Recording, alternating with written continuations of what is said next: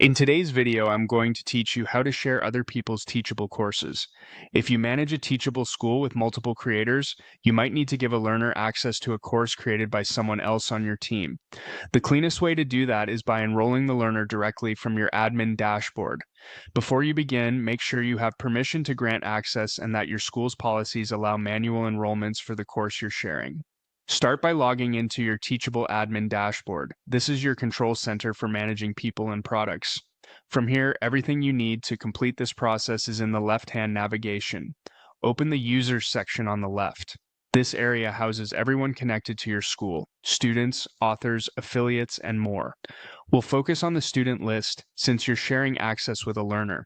Switch to the students view and locate the person you want to enroll. You can use the search bar to quickly find them by name or email. Double check you've selected the correct profile so the right person receives access. Click the student's name to open their profile. You'll see their information and activity, but what we need is their course access. This is where you'll manage what they can see when they log in. Go to the Enrollments tab in that profile. This tab lists all courses and products the student is currently enrolled in, and it's also where you can add new ones. Find and select the course you want to share with them.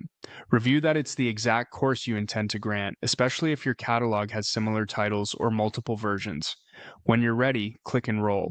Teachable will add the course to the student's account and, depending on your school settings, may notify them automatically. Give it a moment, then confirm the course appears in their enrollment list. That's it.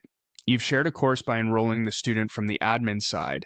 If anything looks off, verify your permissions and that the course is active and visible to admins.